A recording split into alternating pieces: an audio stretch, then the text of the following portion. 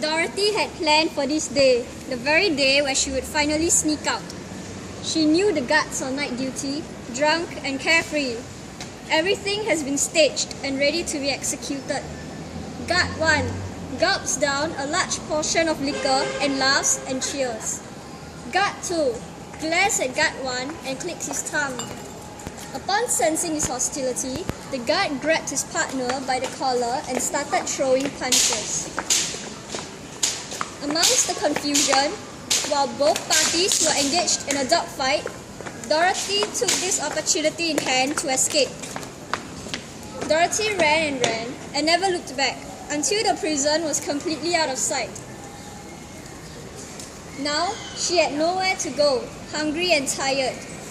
She settled down in a dark alley, sleeping on an empty stomach, drowning in emptiness and solitude. Dorothy grabs her stomach and flinches. She curls herself up and proceeds to sleep, moaning ruefully. Days passed. Dorothy felt helpless. She was lonely and frustrated. The food were overpriced and the town was thrown into jeopardy. Local 2 and 3 engaged in a rough fight with Local 3. The Japanese were terrorizing innocent bystanders and picking on the weak. Among them was the notorious General Tomoyuki Yamashita.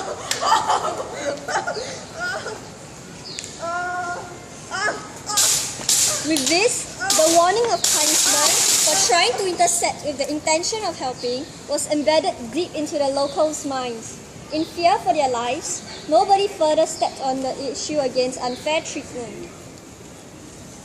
Meanwhile, Dorothy had gained a newfound comrade, sitting together to discuss about seeing their families. After this tedious ordeal has ceased. Nearby, General Tomoyuki is spotted casually approaching Pao Wan and Dorothy with a morose expression. The bystanders once again glare at them with a look of pity in their eyes. General Tomoyuki grabs Pao Wan by the back of his shirt and threw him across the ground and started using his baton to beat him up. Dorothy, out of shock, covers her mouth and wears a horrified expression. Dorothy attempts to push General Tomoyuki away, to no avail. Dorothy yelps as she hits the ground on her back with a loud thud. General Tomoyuki eyes at everyone and raises his baton. General swiftly grabs Pao Wan's sleeves and pulls it up, revealing the tattoo of a Pao, proudly grinning and waving his hands to the uneasy crowd, causing a loud commotion. Pao Wan shrieks and rolls in agony. Dorothy, horrified, looks around to search for help.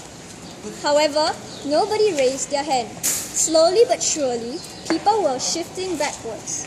They exchanged uneasy glances among one another and began whispering. Just when Dorothy was about to settle things by herself, a brave young man stood up. The commotion grew louder. The general looked around, hesitant. People left and right were struck by disease, curable by simply money. Dorothy felt the dark days away from prison. Dorothy is observing from the alley, observing her surroundings. She paused to make out a figure in the distance. She noticed the figure, which then gradually grew in size until the image was made out. The ICRC head came. Cheering filled the air, the people were rejoiced. Their initial desperate expressions now replaced with a smile. Dorothy was confused by this mysterious group. Who were they and why had they come? The group started distributing resources after setting up in an area. After a while, Dorothy approached Scarecrow, who was distributing her share. Dorothy questions Scarecrow's intention, in which he politely replies with an assuring smile that they are a group belonging in the ICRC organization. They practice distribution of rations to the unfortunate, while others fulfill their tasks in building morale and protection of the locals and members alike.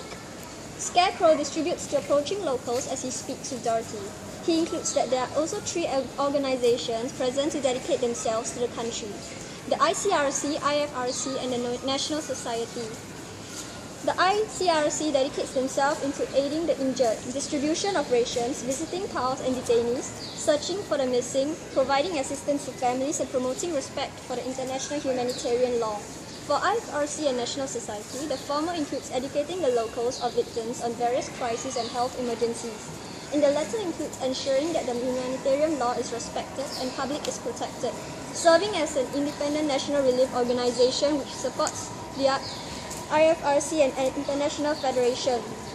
The National Society also assists victims in armed conflicts and natural disasters through the Red Cross or the Red Crescent movement. Dorothy pauses to think, then proceeds to asking him that wouldn't this explanation mean that this organization would aid the Japanese as well, and how the locals were fine with this.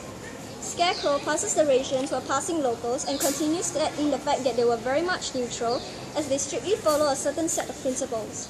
This set includes neutrality, impartiality, and voluntary service. This means that they must not take any sides and protect everyone. They must judge according to the situation and not their feelings. They should not expect anything in return from their acts. With knowledge of this set of principles, they have still proceeded into joining the organization, and this in return earns the respect of many victims or people. However, not all people were able to remain neutral or impartial. Some do not wish to do acts of chivalry, or some were simply afraid of failure. Scarecrow hands the last pack of rations to a local and proceeds to head back. Scarecrow then proceeds to hand over the last ration to the passing local. Dorothy was appalled at the fact that there was indeed an organization which would side with the locals and aid them as well.